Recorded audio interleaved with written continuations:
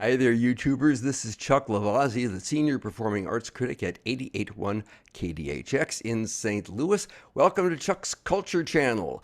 And today, as I'm recording this on May 31st, 2022, I am virtually at the Muny, which is the massive outdoor theater that is unique and uniquely St. Louis right here in, well, St. Louis. I'm going to be talking with Mike Isaacson, who is the executive producer and artistic director of the Muny. We're going to be talking about a little bit about the Muny's history and also about what's up in the 2022 season. To give you a little taste of that, right here, below me coming up is going to be a Muny sizzle reel of the show that was their final production for 2021 and will be the first production of 2022, Chicago. Here it comes.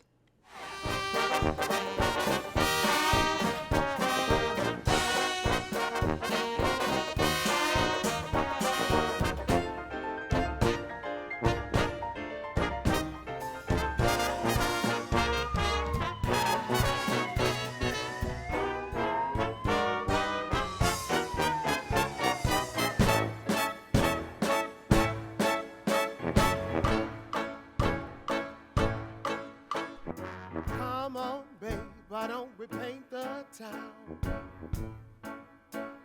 And all that jazz, I'm gonna rouge my knees and roll my stockings down. And all that jazz, no, I'm going twice, but oh, I love my life, I know.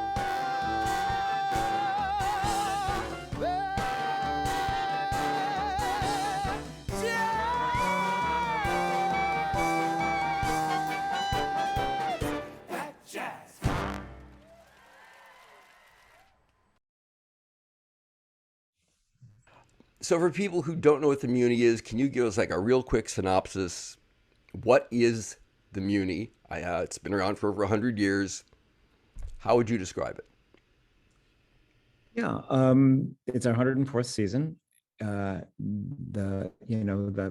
tagline has been the world's oldest and biggest outdoor theater, alone in its greatness.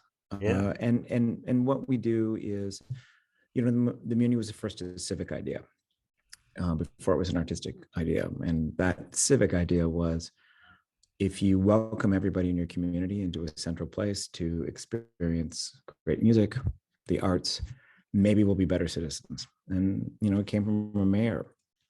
Yeah. And this community, and everybody has held on to this for 104 years. It has evolved into, over time, pretty much beginning in the 60s to 70s, maybe the 50s, but really a premier showcase for Broadway musicals.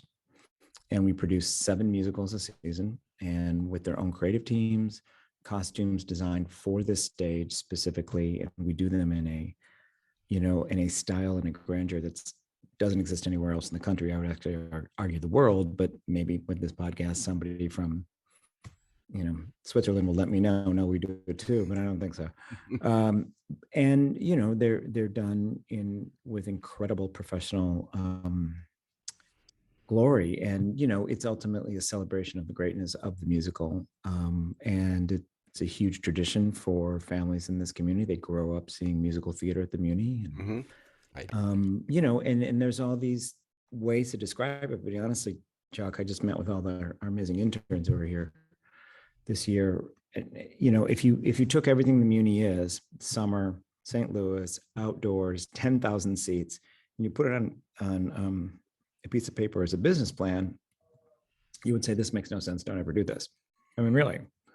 Yeah. But it's existed for 104 years. So there's a power to it. And there's something it gives the community, and it gives its audiences on their night that is singular and special. And it is a bit of a mystery. I can't say that this is my 12th season, 13th season. Yeah, remember, but there's parts of it still I don't quite understand, but I see them at play. Yeah. Yeah. And you were talking about how it being a family tradition. I mean, I'm one of those. I was born and raised here in St. Louis, and my first memories of the Muny are going there with my parents as a kid, sitting in the free seats in the back and seeing Lil Abner. Yeah, So, we have that's an important point. Part of our civic responsibility and our civic roots are is there's access for everybody. So of the 10,000 seats, 1,500 are free a night. mhm, The section in front of that is priced incredibly reasonably, basically in the same world what a movie costs these days, if people are still going to movies. Well, apparently they did last weekend. Um, yeah. and you run the gamut. We also give away hundreds of tickets per performance for community group, and we call them our access tickets to people who ordinarily would have no access to theater of any kind who come. And so, in that sense, the Muny is foremost in our community. I say with great pride, it is a public space where you walk in with the expectation and the great comfort that you're going to be sitting next to somebody probably very different from you, Hmm. which is Yes. not the way many things are these days. We've sort of gone off into, but there's this great sort of public middle mission, what I call it, and the middle is sort of being eliminated everywhere. So it's a very exciting time to do this and to feel the power of great performance when 10,000 people go out of their little minds. Hmm. I mean, it's incredible. Well, it results in a diverse audience of the kind that's not always available everywhere because partly because it is so big and because Mhm. economically it's so much within the reach of damn near everybody. Yeah, it's also because it's summer. It's also because it's Yeah. outdoors and you can be, casually dressed. Hmm. And you can never underestimate that there are, for the theater or any sort of institution, there are always invisible barriers that you don't perceive Right. that prevent people from thinking they belong there. But we don't have those here. Yes. Everyone, I mean, we're not perfect, and there's many things we're continuing to grow and get better. But generally, as a whole, if you live in St. Louis, you feel welcome at the Muni, That's true. and that is a really great thing. Okay. Well, let's talk about the 2022 season then, since that's the primary reason we're doing this. Season opens on June 13th, runs through August 18th, opens with Chicago. And I guess you want to just give people a rundown of what's in the season because it's really pretty varied in terms of the kind of shows you're doing. Yeah, I mean, and that again, sort of tying into the thing is, my hope is, um, at the end of the day, when you look at the 7 shows, no matter who you are in St. Louis, and incredibly, a lot of different kinds of people live here. It's just a fact. You might see at least one. You go, oh, I want to see that. And Hmm. that's the best I can do. If you're a subscriber and you're going to give us the incredible gift of your time of an entire summer, which is amazing and thrilling, I'm going to try to give you a great adventure. So you're going to come in one week and it's this kind of show, and you're going to come the next week, it's going to be that kind of show. And we're going to keep moving and evolving and changing and giving you all kinds of different, aspects. And I hate the word samples when come to mind, of the American musical theater. I mean, we go from Sondheim to Joseph and the Dreamcoat to Camelot to Mary Poppins, and it's Hmm. all over the place. So we open with Chicago, which we actually closed our 2021 season with, but it was a really challenging week. We had a rain out. And then so we'd done performances on Monday and Tuesday. We had a rain out on Wednesday. We did Thursday night, and then we had to cancel the remaining performances Right. because of COVID. We had a spread in the cast, so we couldn't go on. And what was really hard about it, and you remember the St. Louis Theater Critics Circle, we were Mhm. honored. We were so honored by all the awards, including Best Musical. It was just a sensational production. It was just one of those things where lightning kind of struck in very magical ways in all elements. The director and choreographer, Dennis Jones, did a brilliant job. And we had, each of the principals, everybody was just sensational, and the audience was on fire. I mean, it just was so exciting. So it was heartbreaking. It was a real tough moment when that we had to end, but through a lot of hard work and incredible commitment, we're opening this season with it. So everyone gets a chance to experience this extraordinary production. Yeah. The Muny has done Chicago a number of times over the years. In fact, I was there for the very first time Chicago was on the stage at the Muny. That was way back when. That was in 1971 or 72, as I recall. It was the It was Broadway actually cast. 1970. It was 1975. 75? Okay. Yeah, It all yeah, blurs for me after a yeah, while. But it was a Broadway cast that came to St. Louis and did it here on the stage. So, yeah. I mean, the touring Broadway back in the 70s was a whole different thing. It's not what it is now. yeah. And the Muny actually really hosted most of its shows were tours in the 60s and 70s. It wasn't Mm, until the 80s that they returned to what they were doing in the 20s and 30s and 40s of self-producing. producing, yeah, originally. But they were mostly tours. And if they weren't Broadway tours, meaning national tours, they were tours that just played theaters in the summer. Hmm. So let's see. Aside from Chicago, let's run quickly through what we've got here. After Chicago's Camelot, Lerner and Lowe Camelot, classic. a Lerner and Lowe classic, originally from 1962. Mhm. Glorious, glorious score. Lerner and Lowe. I actually think that's better than My Fair Lady, is my personal opinion. Just really extraordinary music. And what's interesting about Camelot was, if you look at the history of the show, is it was Lerner and Lowe's follow-up to My Fair Lady. So Right. what I try to explain to people is, like, it was literally like whenever the Hamilton team writes their next musical, everyone is going to be under an incredible spotlight and attention, and everyone's going to want to go. And that's what happened with Camelot. And Richard Burton was in it, and Julie Andrews. It was this huge event. And then they had a really problematic out of town tryout. And then people got sick, and it was just kind of, they put in a new song on opening night on Broadway. So long story short, the show actually wasn't very good. And then after it opened, and it was really, the air was coming out of the balloon, the director finally got out of the hospital, went and saw it, and went and cut about a half hour out of it, 20 minutes to a half hour.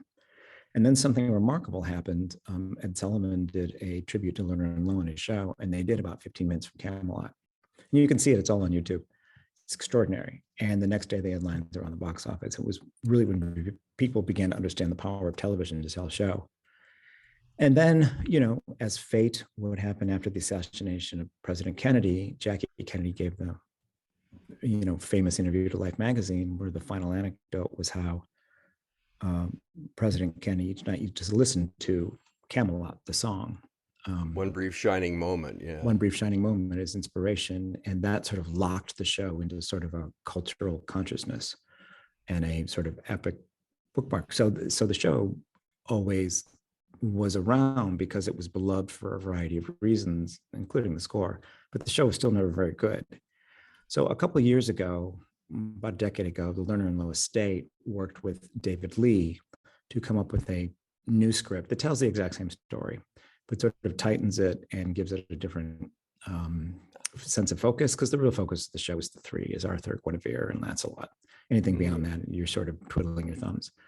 And so it really ties it up, and it tells the story in a really exciting way that I've been trying to find a show to do here on the Munys stage. I'm very excited about it. And you sort of have a troupe of players telling you the story of Camelot and how it fits in. Yeah, it's really exciting. So I'm really looking forward to it. And it's directed by Matt Kunkel, who did that extraordinary production of Sound of Music last season that people kind of went out of their minds for. The Wedding of the Century. So yeah, it should be good. So even if you think you know Camelot, you probably don't know this Camelot, I guess would be the point.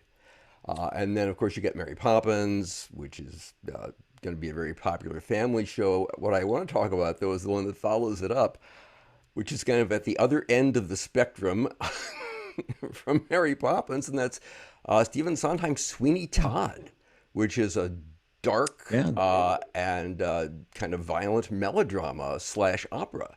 So this is kind of a departure for the Muny, it seems to me, in a way.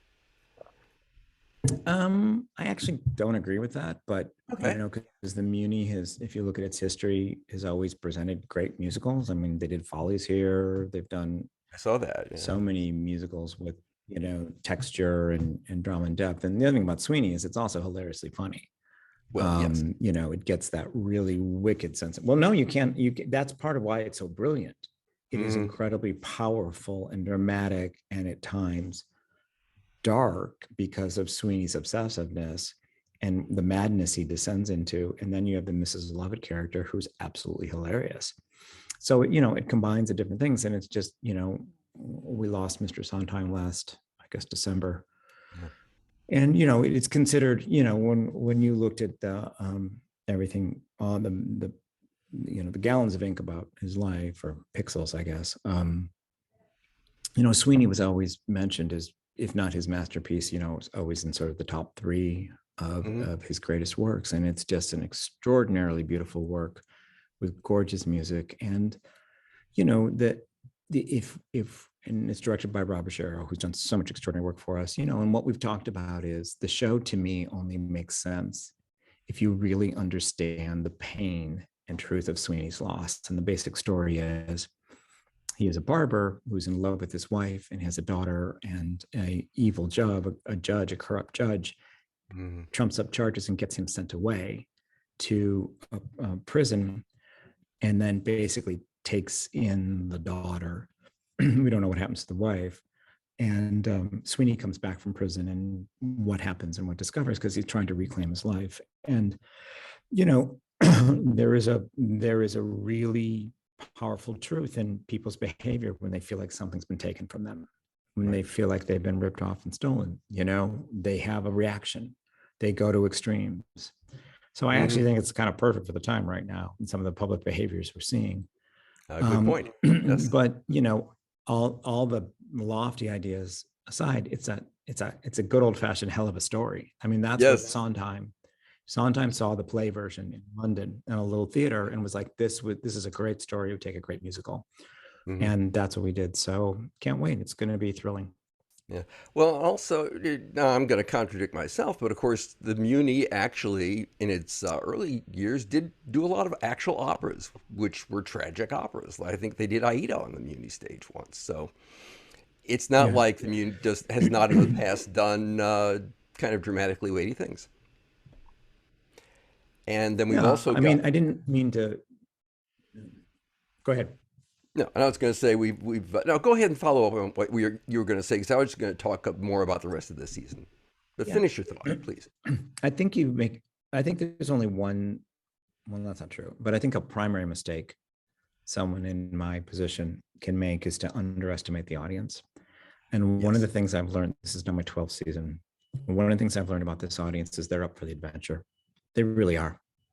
And they've also seen a lot. And I think it's foolish to think that everyone's going to like everything, but they recognize greatness. Hmm. We've had some extraordinary moments on this stage. There were a lot of people who said, there's no way you can do Into the Woods at the Muny. And we did it, and it sold the walls.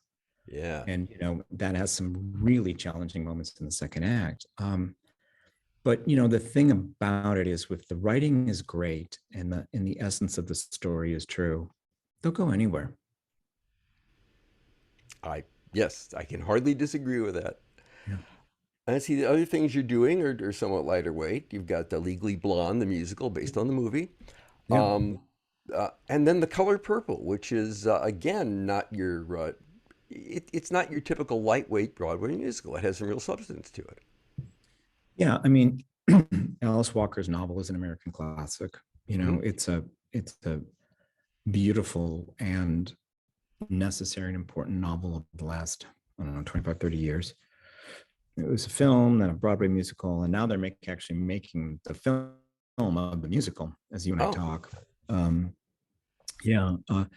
And, Seeley's story is an American story. Seeley's story is a story of, going through profoundly painful personal experience and an environment, or everything that surrounds her, the things she's being told and asked to do, but somehow coming through that with a beautiful sense of self and triumph. I mean, it's just stunning. It's an unbelievable story. And I'm really, really proud to do it on the Muni stage. I was part of the original productions Broadway producing team. oh, And okay. yeah, and it was fascinating in that, the power that this story holds over an audience, and how it grips them. It's in the score is gorgeous, just gorgeous. And then you're closing out with a piece that it always amazed me how much longevity this piece has had. Joseph and the Amazing Technicolor Dreamcoat, because I remember, I'm old enough to remember when this was just an LP. Yeah, yeah, that preceded, it was the thing that came before Jesus Christ Superstar. yep, And for a long time, nobody paid much attention to it. And then it became a stage piece. And next thing you know, everybody's doing it. yeah. I mean, it is. Musicals are not a formula, and we can talk for hours about it. But I've always believed they're kind of an elixir, Mm. and you think you know the right ingredients, but the way they're put together and stuff, and something special happens. And Joseph is one of those shows that continually throughout its life, originally when it was written for British school kids, it gives people joy. It gives them real, honest to goodness. I am happier walking out than I did when I walk in. So it's a wonderful way to end the season. Yeah. And we've got Josh Rhodes and Lee Wilkins coming back to direct and choreograph. And they've done such great work for us. They did Seven Brides for Seven Brothers and Paint Your Wagon. And they just know how to play the stage like virtuosos in terms of all of the new toys we have and the new tools to tell stories and surprise and give imagination. And, it's really fun to make people happy. Now, that's kind of a great segue into my next question because you talked about all the new toys and new tools you have.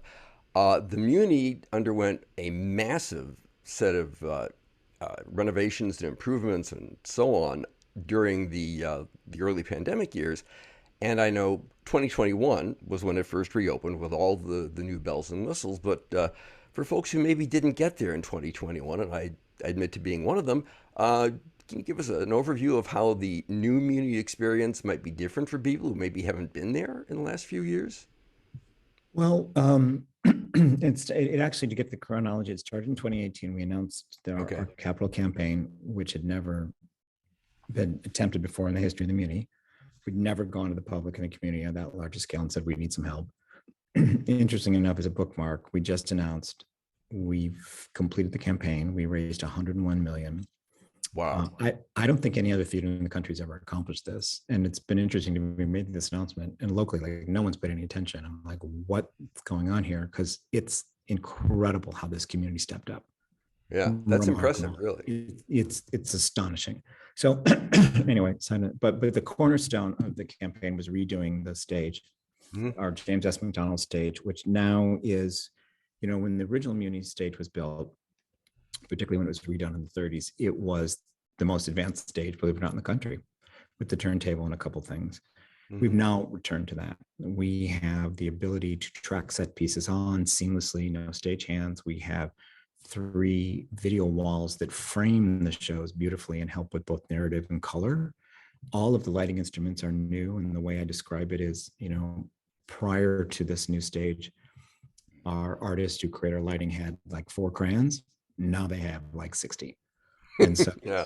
the detail and the nuance, I mean, I'm sorry you didn't see Seven Brides or Seven Brothers, but it was astonishingly beautiful. Like, I'm the most beautiful production we've ever put on stage, because the lighting, and all the artists who work here were really learning how to do these new tools. We have the turntable. We also have lifts that come up, some that are on stage, some are in the orchestra pit. The orchestra is now underneath the stage. You can see them through the glass, but they're protected, Okay. so their instruments can stay in tune. It's just a better environment to create the magic we need today, but also, more importantly, the musicals that are being written today that are coming into the vocabulary as compared to 30s, 40s, 50s, 60s, are written in a very cinematic style. Yeah. True. Multiple scenes that just keep moving. So when you only had a bare stage with one turntable, it was very hard. The way I put it is, whenever there was the word suddenly in a script, it was terrifying because we didn't have suddenly. Suddenly was 10 yards off stage, because our stage is so big. So this solves a lot of problems that helps us tell the stories in a more bright and surprising and efficient manner, so the audiences can just go deeper into the dream of the show, not watch us, slowly move something on Yeah. and things like that. So it's just really exciting. And 2019 was the first year with it. Then 2020, we had the COVID shutdown and we did the online. And then last year we came back for 5 shows. Mhm. And so it's been very push, pull, start and stop for everybody learning how to really use these. So I think you're going to see another advance forward this season in how we're using everything and the color and the lighting and the artistry. The goal here, though, Chuck, is, and what I want is when you come to one of our productions, this is the only place in the world where you can see this done this way, the only place. And there's something in each show where you go, oh, that's only at the Muny. Sometimes it's using the trees and the stars. Sometimes it's the number of people on stage. Sometimes it's a variety of the elements that we have on stage, but something that is so specific that like, well, this is the only place where they could do that. That's our obligation. That's our artistic journey that everybody tries to do in their shows, because this audience deserves that. They deserve something really special. I'd like to think that the Muny is a fringe benefit. It's a gift of living in St. Louis. Mm-hmm. It's something that only we have. Nobody else in the world has this. So we're going to give you the best we can and make it beautiful and exciting and surprising, because it needs to be a testament to the spirit of the city. Yeah. It may or may not be unique, but even if it's not unique, it's certainly incredibly rare and certainly a uniquely St. Louis institution. No, it's actually, you can't find this anyplace else in the world. Go look. Okay. It literally does not exist. Nothing on this scale. Okay. No. It literally Yeah. unique. Yeah. There you go. And by the way, as you're watching this, if you look in the video description field down here, you will see all the information you need about the Muny. Yeah, right down there. You'll see all the information. Yes, all the information you need about the Muny, season links, and all that sort of stuff. So you can go check out, see what they've got, buy tickets, all of that fun stuff. Well, once again, Mike Isaacson, thanks so much for taking some time out of your busy schedule, because I know you're opening. You're opening soon. We're recording this on June. What is it? It's on May 31st. Yeah, it's May 31st, and so in 2 weeks, you're opening and running through August 18th of 2022. So you must have a lot going on right now. Yeah, well, it's there's a wonderful Brigadoon aspect to this place, and now really, like today, all of our interns, our college interns, arrived. I think there's 25 of them, which is just so exciting. Very inspiring to have their energy and their passion, and they've all gone through their orientation today, and all the creative team for Chicago arrives tomorrow, and we dive right in. Okay, so there you have it. Mike, thanks very much for talking to me. Thank you, Chuck. Is Chuck Lavazzi for Chuck's Culture Channel. Thanks for being here and watching this, and I will see you next time.